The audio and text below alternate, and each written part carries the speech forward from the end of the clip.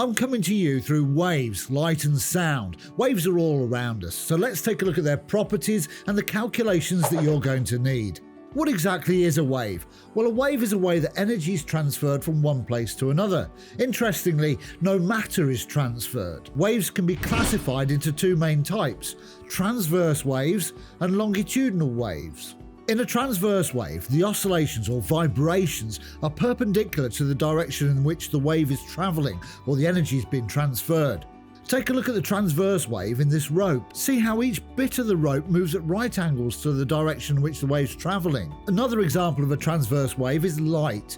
In fact, all electromagnetic waves are transverse. In contrast, in a longitudinal wave, the vibrations or oscillations occur along the direction of wave travel or parallel to the direction of wave travel. One of the best examples of a longitudinal wave is sound. Let's look at the key properties of waves and the terminology used. Amplitude is the maximum displacement from its rest position. It's how far each particle of the wave can move away from its original position.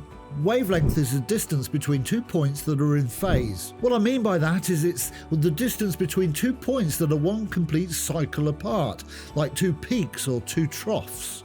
There is one complete cycle of the wave between them. Frequency is the number of waves that pass a point each second. It's measured in hertz, and 2 hertz is just 2 waves passing a point per second. The period is the time it takes for one complete cycle of the wave. Mathematically, it's described as the reciprocal of the frequency. That's quite a mouthful, and what I mean by that is the time period is 1 over the frequency. That will become a bit clearer when we look at an example in a minute. The wave's speed? Well, that's just the speed that the wave travels through a medium. Quite often the speed of a wave through a medium is fixed. For example, the speed of sound through air or the speed of light through a vacuum. Another example could be the speed of a wave down a rope. If the speed of a wave is fixed, then increasing the frequency has the effect of decreasing the wavelength. And likewise, increasing the wavelength of a wave has the effect of decreasing the frequency. We can see that in the wave speed equation, where the speed of a wave is equal to the frequency times the wavelength. Or V equals F lambda, where V is the speed of a wave in meters per second, F is the frequency in hertz, and lambda is the symbol that we use for wavelength, which is measured in meters. Let's break that down with an example. Imagine that we have a wave with a frequency of 50 hertz and a wavelength of 2 meters. How do we find the speed of the wave? Well, we just plug our numbers into the equation.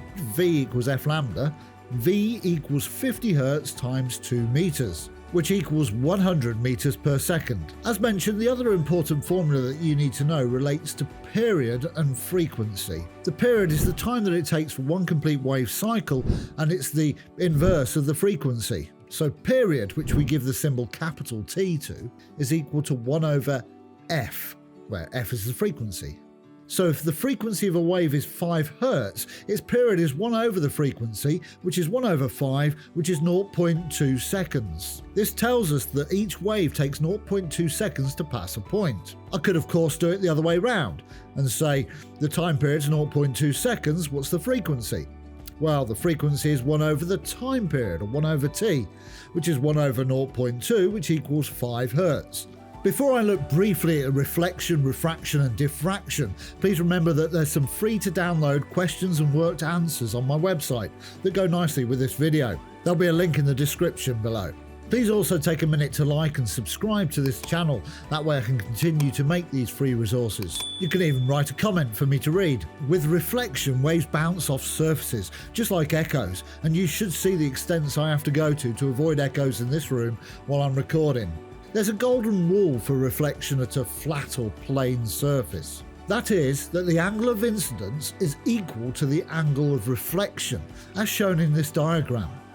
Refraction is when waves change direction when they pass from one medium to another, like light when it bends its path going into water. This is caused by the change in speed of the wave. For example, when light travels through water, it's actually slower than when it travels through air. As waves pass through the boundary between different densities, that change in speed causes different parts of the wavefront to change speed at different times, and that makes the path of the wave bend. I always like to imagine this like a lorry coming from tarmac onto gravel, which slows it down. That causes the lorry to change direction a bit. Diffraction is when waves spread out after going through a gap or around an obstacle. Typically, the longer the wavelength, the more the waves will diffract around obstacles. When it comes to diffraction through a gap, then the ideal wavelength of the wave when you get the most diffraction is when the wavelength is equal to the size of the gap. I appreciate I've just skimmed the surface of reflection, refraction and diffraction here, and they probably deserve a video all of their own, so I'll stick that on my schedule. If you found this useful, please take a look at this next.